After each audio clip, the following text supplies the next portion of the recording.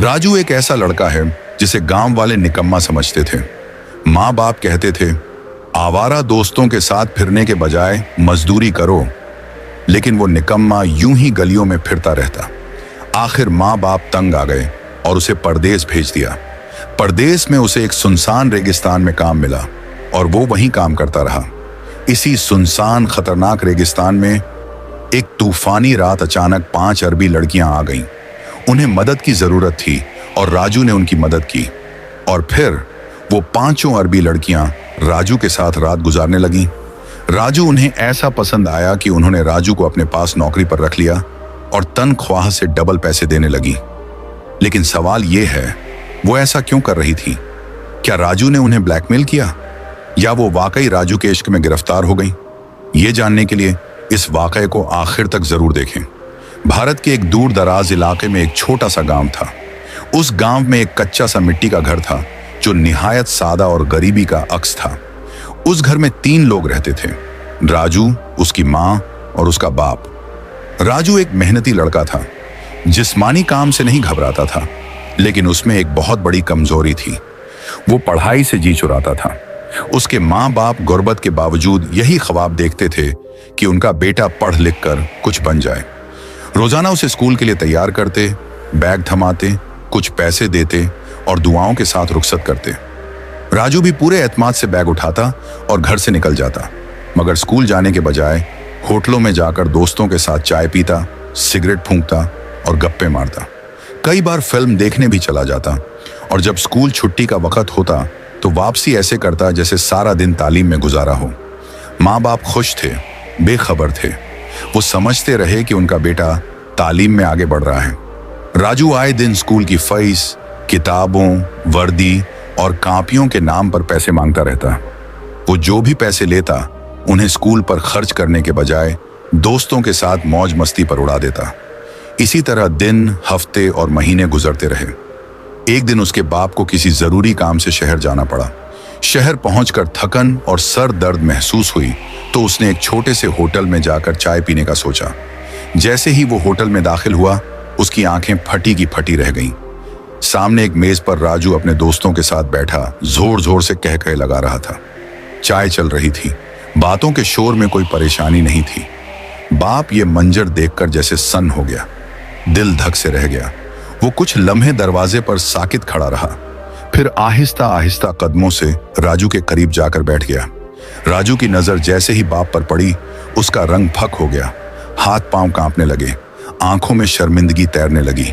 बाप ने नरमी से मगर गहरे दुख के साथ कहा, बेटा, ये वही पैसे हैं ना जो तुम हमसे रोज स्कूल बैग, वर्दी और किताबों के बहाने लेते हो, यहां बैठकर चाय पीने और हंसी मजाक करने के लिए? राजू ने फौरन झूठ बोलने की कोशिश की। बाबा, आज स्कूल में छुट्टी थी, उस्ताद नहीं आए तो मैं दोस्तों के साथ चाय पीने आ गया। मैं रोज स्कूल जाता हूं, कभी छुट्टी नहीं करता, आपको पता है ना।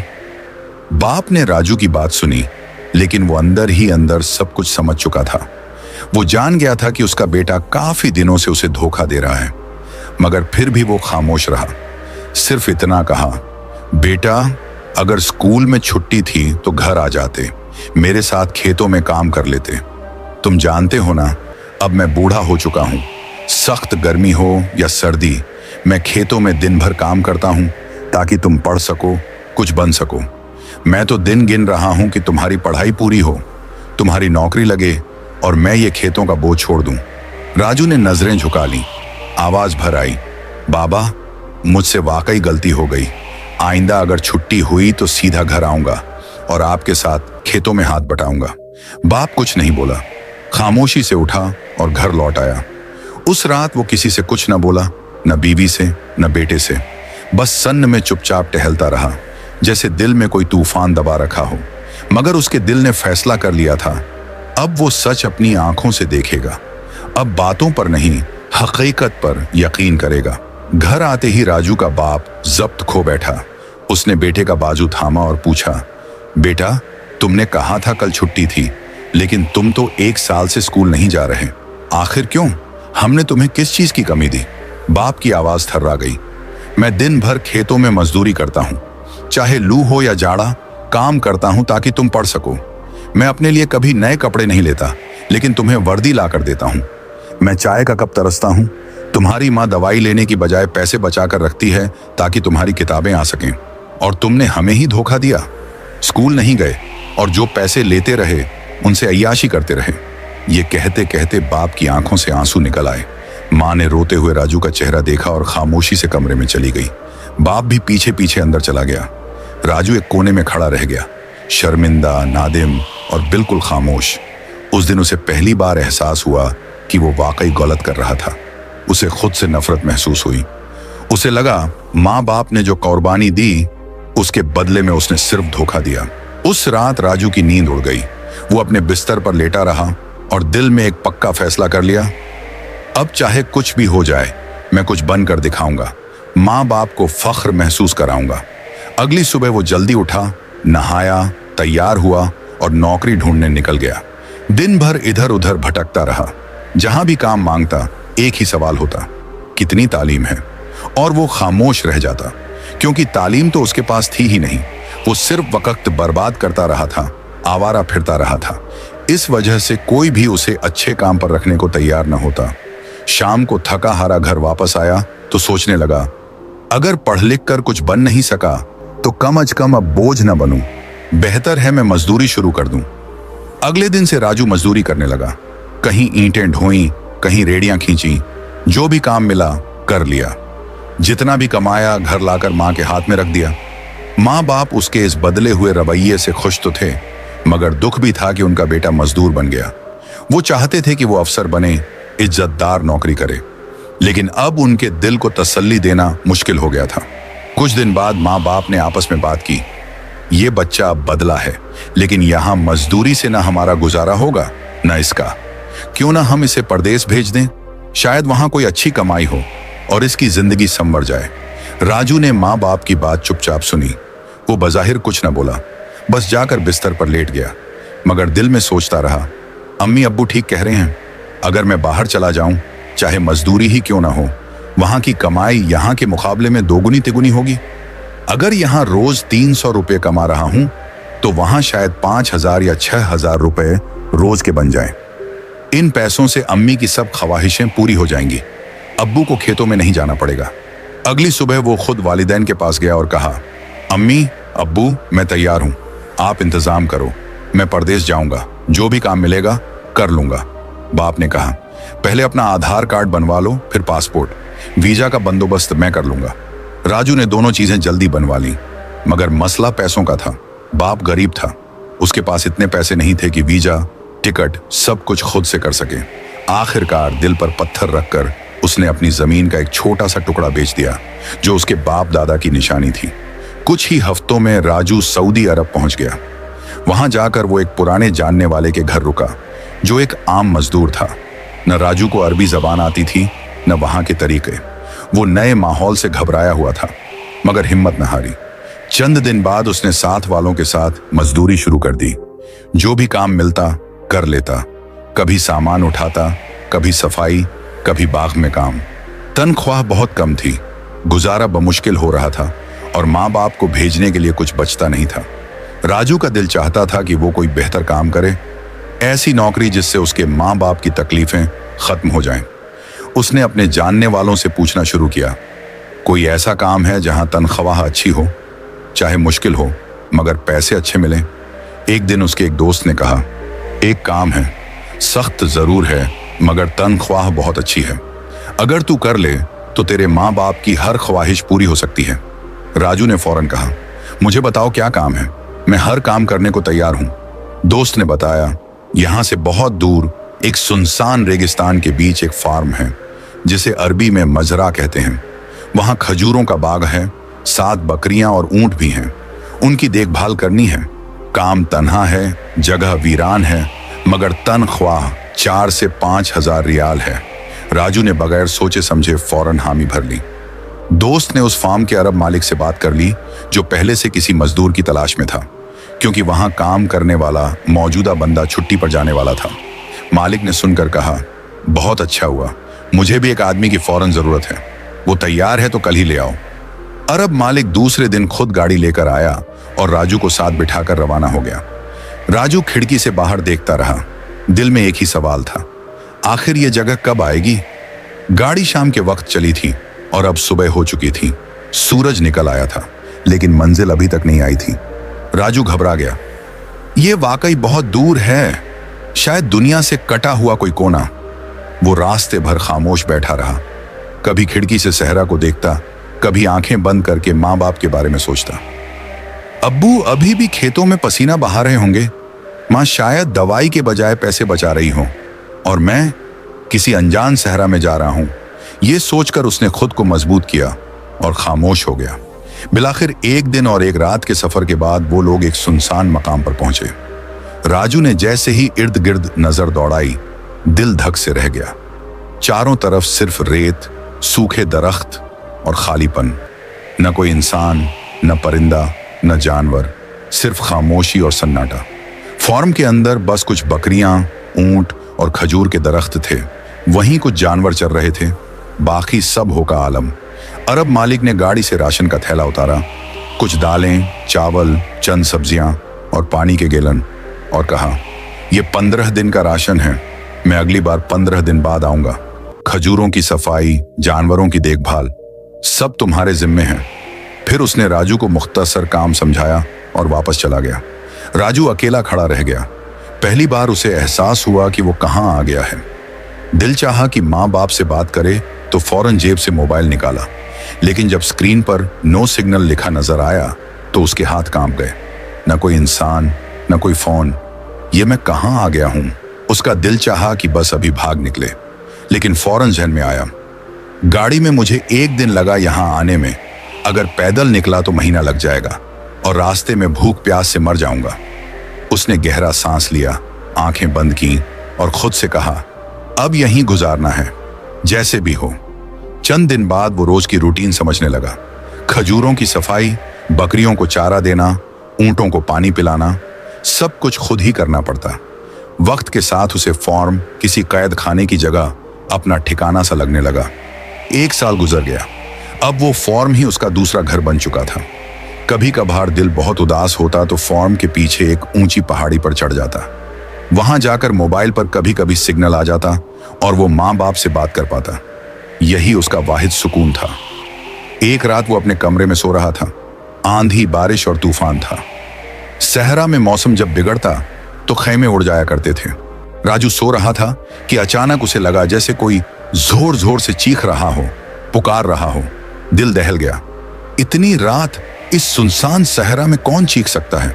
वो उठा, दरवाजे की तरफ बढ़ा, मगर फिर रुक गया। बाहर जाऊं या ना जाऊं? उसने खिड़की से झांका तो दूर एक गाड़ी की हेडलाइट्स दिखाई दी। दिल में ख्याल आया, शायद अरब मालिक आया हो सकता है बारिश में उसकी गाड़ी फंस गई हो। यह सोचकर वो फौरन दौड़ पड़ा। तूफानी बारिश में, अंधेरे में वो लाइट्स की सिमत भागता रहा। काफी दूर जाकर जब वो गाड़ी के करीब पहुंचा तो उसे अंदाजा हुआ कि गाड़ी के पास 4-5 साए खड़े हैं। वो रुक गया। दिल में वसवसे आए, ये कौन लोग हो सकते हैं? रात के इस पहर, कहीं कोई खतरा तो नहीं? मगर जैसे ही वो कुछ और करीब गया, उसे लड़कियों की आवाजें सुनाई दी। वो मदद के लिए चीख रही थी। अब वो डर की जगह हमदर्दी महसूस करने लगा। ये तो लड़कियां हैं, इन्हें मदद की जरूरत है। वो बिल्कुल उनके करीब गया और नरम लहजे में पूछा, बहन जी क्या हुआ, क्यों चीख रही हैं? लड़कियां एकदम राजू के पास आ गईं। वो थर थर आ रही थीं और बोली, शुक्र है अल्लाह का, कोई इंसान तो मिला। हमें लगा था कोई जंगली जानवर हमें खा जाएगा। राजू ने उन्हें तसल्ली दी, घबराएं नहीं, बताएं क्या हुआ है। उनमें से एक ने कहा, हम घूमने निकले थे, अचानक रेत का तूफान आया और हम रास्ता भटक गए। मोबाइल पर सिग्नल भी नहीं थे और फिर ये बारिश शुरू हो गई। हम यहाँ फंस गए, गाड़ी बंद हो गई।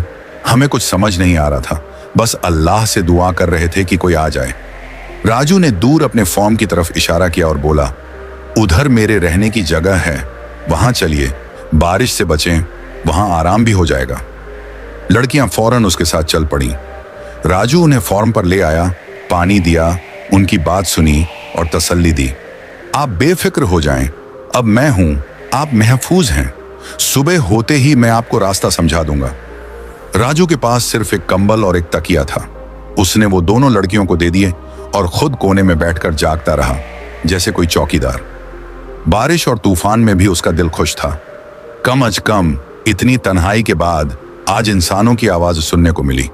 सारी रात राजू कमरे के एक कोने में बैठा रहा। बाहर तूफानी बारिश थी, आंधी की आवाजें दिल दहला रही थीं, लेकिन अंदर उसके दिल में एक अजीब सा सुकून था। बरसों बाद उसे इंसानों की मौजूदगी का एहसास हुआ था। पांचों लड़कियां जल्द ही थकन के बाइस सो गईं, लेकिन राजू जागता रहा। उनके चेहरों को देखता और सोचता, शुक्र है कम अज कम कोई बात करने वाला, कोई सुनने वाला तो मिला, वरना यहां तो पिछले 1.5-2 साल में सिर्फ वो अरब मालिक आता था, वो भी सिर्फ हर 15 दिन बाद राशन देता और वापस चला जाता। ये पहला मौका था कि किसी ने उसके साथ एक रात गुजारी, और वो भी बेलौस। सुबह हुई तो राजू ने फौरन चूल्हा जलाकर चाय बनाई, नाश्ता तैयार किया। जैसे ही लड़कियां जागीं, वो खुश इखलाकी से बोला, चलें नाश्ता करें, फिर मैं आपको रास्ता भी समझा दूंगा। लड़कियां हैरान थीं कि इतने कम वसाइल में भी वो उनकी खातिर नाश्ता बना चुका है। उन्होंने चाय पी, कुछ खाया और फिर बोली, हमें हमारी गाड़ी तक छोड़ दें, हम रात को तूफान के बाई साहब के साथ पैदल ही चल दी थी। राजू ने फौरन तैयारी की और उनके साथ गाड़ी तक पहुंचा। गाड़ी पुराने मकाम पर रेत में ढंसी हुई थी। जैसे ही स्टार्ट करने की कोशिश की गई, गाड़ी ने बिल्कुल जवाब दे दिया। सब ने बारी बारी कोशिश की, बोनट खोला, बैक देखे, धक्का लगाया, मगर कुछ न बना। लड़कियां मायूस हो गईं। राजू ने दिल ही दिल में शुक्र किया, चलो एक रात और साथ गुजारने को मिलेगी। लड़कियों ने परेशान होकर राजू से कहा, आप कुछ करें ना, इस गाड़ी को स्टार्ट करवाएं। राजू ने मुस्कुराकर कहा, मैं गाड़ियों का माहिर तो नहीं, कोशिश की है मगर कुछ फायदा नहीं हो रहा। फिर वो बोला, मेरे अरब मालिक को आए हुए आज 10 दिन हो चुके हैं। वो हर 15 दिन बाद चक्कर लगाता है। हो सकता है अगले 5-6 दिन में आ जाए। अगर आया तो वो गाड़ी भी देख लेगा, नहीं तो आप लोग उसके साथ शहर जा सकते हैं। लड़कियां आपस में मशवरा करती हैं और आखिरकार मान जाती हैं। चलो कुछ नहीं तो 5 दिन और सही, यहां तो महफूज हैं। राजू उन्हें वापस अपने कमरे में ले आता है। अब वो लड़कियां पहले की तरह डरी सहमी नहीं थीं, उनके चेहरों पर मुस्कुराहट थी। वो राजू से सवाल करने लगी, आप कहां से हो? राजू ने सादगी से जवाब दिया, मैं इंडिया से हूं। इतने सुनसान वीरान सहरा के बीच आप कैसे रह लेते हो? ऐसी क्या मजबूरी है? राजू ने गहरी सांस ली और अपनी पूरी कहानी सुना दी कि वो कैसा नाफरमान बेटा था, स्कूल नहीं जाता था, वालिदैन को धोखा देता रहा। आखिरकार जब माँ बाप को सब कुछ पता लगा तो शर्मिंदगी में उसने खुद को बदलने की कोशिश की।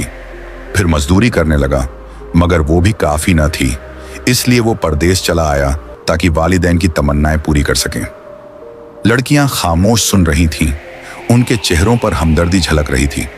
एक लड़की आहिस्ता से बोली, आपके इंडिया में इतनी गुर्बत है?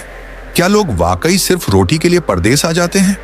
राजू ने नरमी से कहा, हाँ, हमारे यहाँ अब भी लाखों लोग ऐसे हैं जिन्हें 2 वक्त की रोटी भी मैसर नहीं। ये सुनकर लड़कियां हैरान हो गईं।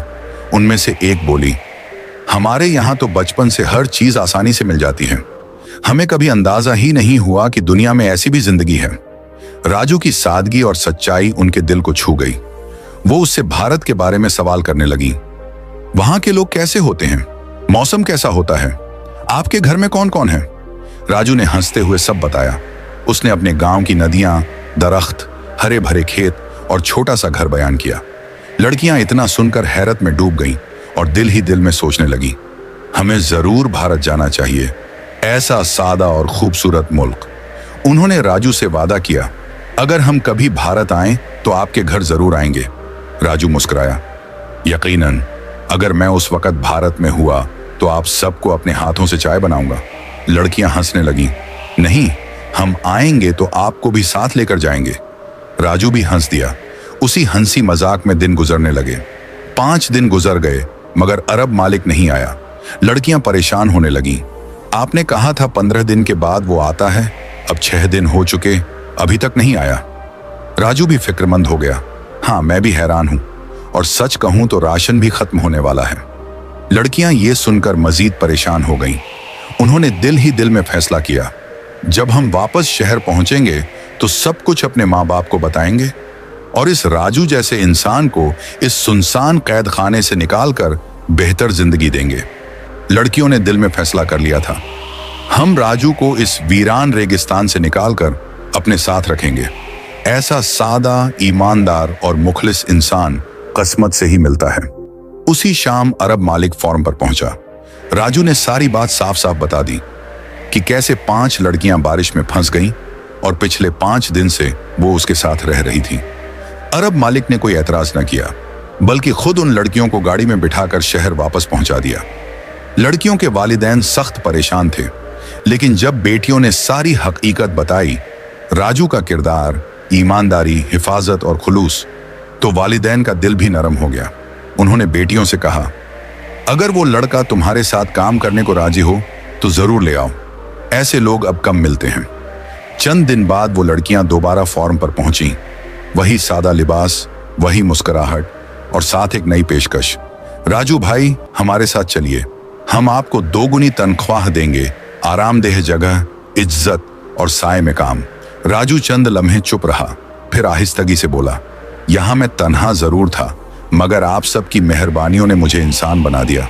अगर आप इजाजत दें तो मैं चलने को तैयार हूं। बस फिर क्या था, वो सब उसे साथ ले गईं। अब राजू का नया काम शुरू हुआ। वो उनका ड्राइवर भी था, मददगार भी और अब तो दोस्त भी। जहां जाना होता वो गाड़ी लेकर चल पड़ता, वापस ले आता, बाजार से राशन लाता, घर की सफाई, जरूरत की चीजें, सब कुछ संभालता। मगर इन सब से बढ़कर वो शामें, जब सब मिलकर बैठते, चाय पीते, बातें करते, हंसते और एक दूसरे को संभालते। 5 लड़कियां अब राजू को सिर्फ एक मददगार नहीं, एक दोस्त, एक साथी समझने लगी थी। राजू भी उनके साथ खुलने लगा। अपनी माजी की बातें, बचपन की शरारतें, माँ बाप की कुर्बानियां, सब कुछ उनके साथ बांटता। वक्त जैसे उड़ने लगा। राजू को 2 साल हो गए थे इंडिया गए बगैर। लड़कियों ने उससे एक दिन पूछा, राजू तुम कब से घर नहीं गए? उसने नजरें झुकाईं। 2 साल हो गए, लेकिन यहां इतना मसरूफ रहा कि वक्त का पता ही नहीं चला। लड़कियों ने मशवरा किया, तुम छुट्टी पर जाओ, हम तुम्हें अच्छी खासी रकम देंगे, शॉपिंग भी करवा देते हैं। तुम माँ बाप के पास जाओ, कुछ वक्त गुजारो, फिर वापस आ जाना। राजू हैरान भी हुआ और दिल ही दिल में बहुत खुश भी। उसे इतने पैसे कभी एक साथ नहीं मिले थे। उन्होंने उसके लिए नए कपड़े, तोहफे और सामान खरीदा।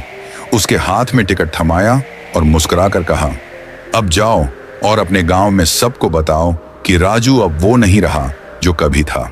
राजू जब अपने गांव वापस पहुंचा तो मंजर बदल चुका था।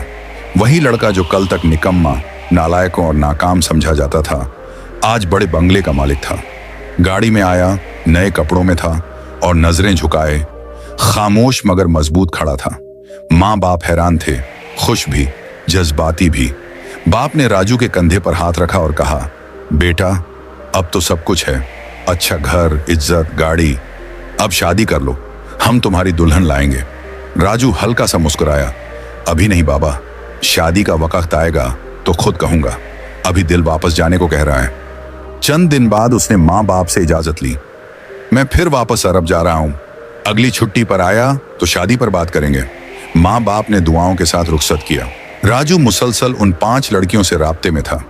वापसी से पहले उनसे पूछा, आप लोगों के लिए कुछ लाऊं? उन्होंने कहा, नहीं भाई, हमें कुछ नहीं चाहिए। मगर राजू कहां मानने वाला था।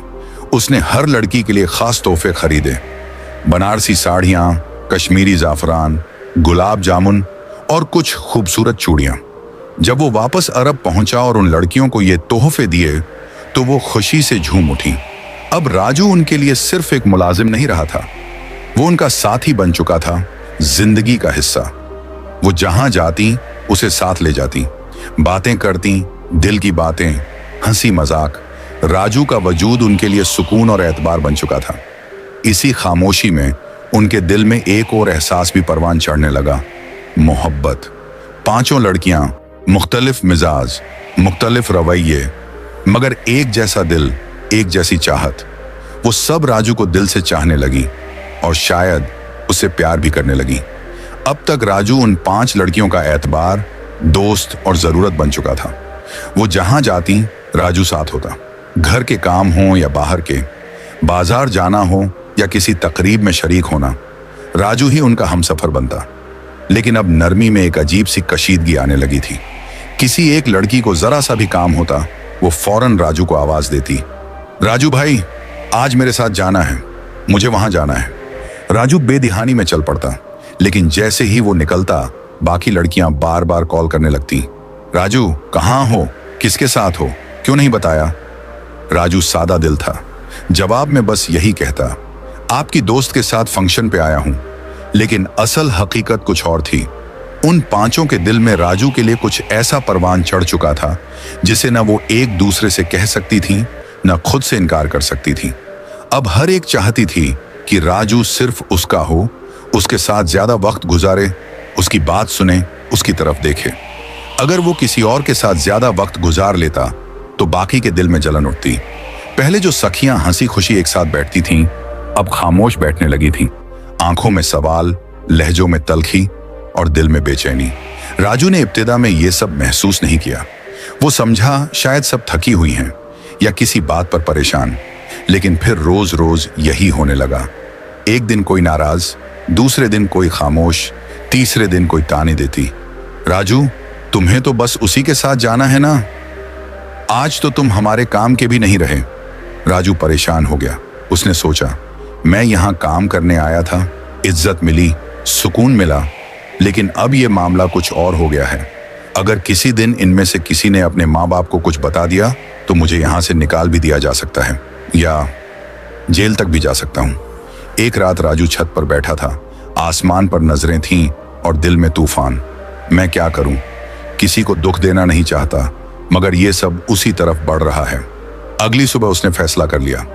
पांचों लड़कियां नाश्ता कर रही थीं जब राजू ने अदब से कहा, अगर आप इजाजत दें तो मैं काम छोड़ना चाहता हूं, मैं थक गया हूं, कोई दूसरा काम देखना चाहता हूं।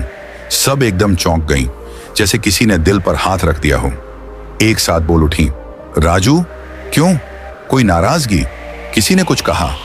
राजू ने धीरे से कहा, नहीं किसी ने कुछ नहीं कहा, बस मैंने महसूस किया कि मेरी वजह से आप सबकी दोस्ती में दरार आ रही है।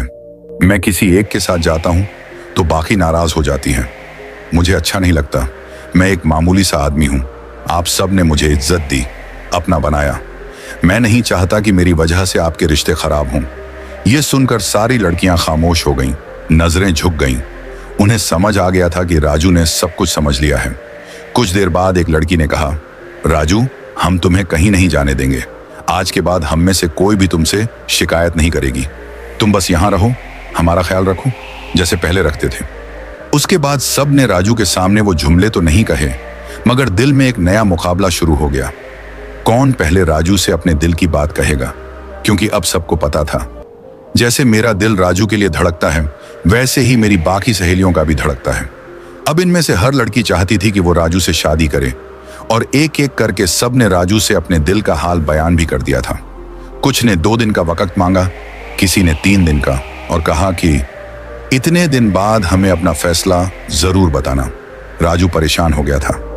उसके दिल में मोहब्बत तो थी, लेकिन जवाब देना मुश्किल था। मैं सबसे शादी नहीं कर सकता, और जिससे भी करूंगा बाकी नाराज हो जाएंगी, और फिर मैं हूं कौन, उनका ड्राइवर, मजदूर, अपना खर्चा भी उन्हीं के दिए पैसों से चलाता हूं। उसने आखिर एक फैसला किया। 5 लड़कियों को एक जगह बुलाया, सब एक साथ आ गईं, तो राजू ने बड़ी सादगी से कहा, आप सब मेरे लिए बहुत मोहतरम हैं, आपने मुझे इज्जत दी, प्यार दिया, लेकिन मैं सिर्फ एक गरीब इंडियन लड़का हूं। जो पैसे आप देती हैं उन्हीं से अपने माँ बाप को खर्च भेजता हूं, खुद भी गुजारा करता हूं। अगर मैं आप में से एक से शादी करता हूं तो बाकी 4 नाराज होंगी, दूसरी से करूंगा तो तीसरी नाराज होगी, और सच ये है मैं सिर्फ एक शादी कर सकता हूं। न दिल इजाजत देता है, न धर्म और न हालात। लड़कियां खामोश हो गईं, सब ने सर झुका लिया। उनके चेहरों पर वो पहली बार एक जैसा सवाल था, हम किस लिए हारें और किसके लिए जीतें। राजू रात को अपने कमरे में देर तक जागता रहा, दिल में बार बार वही ख्याल आता। इनमें से एक है जो सबसे अलग है, धीमे मिजाज वाली, खामोश और सबसे ज्यादा ख्याल रखने वाली। वो लड़की फौरन आ गई। राजू ने उसके सामने अपने जज्बात रख दिए। मैं तुमसे सच्ची मोहब्बत करता हूं, अगर तुम भी मुझे चाहती हो तो निकाह करते हैं और आज रात ही वापस इंडिया चलते हैं। लड़की खामोश रही, फिर बोली, मैं माँ बाप को तो मनवा सकती हूँ, कि मैं तुमसे शादी कर रही हूं, लेकिन वो ये नहीं मानेंगे कि मैं तुम्हारे साथ इंडिया जाकर रहूंगी। राजू ने धीरे से कहा, अगर तुम सच्ची मोहब्बत करती हो तो कुर्बानी देनी पड़ेगी। मुझे तुम्हारी दौलत नहीं चाहिए, सिर्फ तुम चाहिए। लड़की ने आंखों में आंसू लिए कहा, अगर तुम मेरे लिए अपना मजहब छोड़कर मुसलमान बनने को तैयार हो तो मैं अपने मुल्क, अपनी ऐश और आराम भरी जिंदगी छोड़कर तुम्हारे साथ इंडिया चलने को तैयार हूं।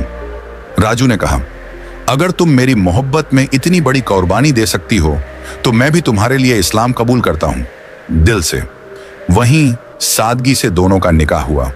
अगले दिन वो दोनों इंडिया आ गए। राजू ने अपने माँ बाप के कदम छुए और उनसे कहा, यही है मेरी कफील भी, मेरी बीवी भी और मेरी जिंदगी का सबसे बड़ा सच भी। माँ बाप की आंखें खुशी से भर आईं। उन्होंने बहू को सीने से लगाया, उसका एहतराम किया कि ये वो लड़की है जिसने हमारे बेटे को इंसान बनाया। अगर आपको ये कहानी अच्छी लगी हो तो कमेंट में जरूर बताएं। क्या आप राजू और अरबी लड़की की कहानी का पार्ट 2 देखना चाहते हैं?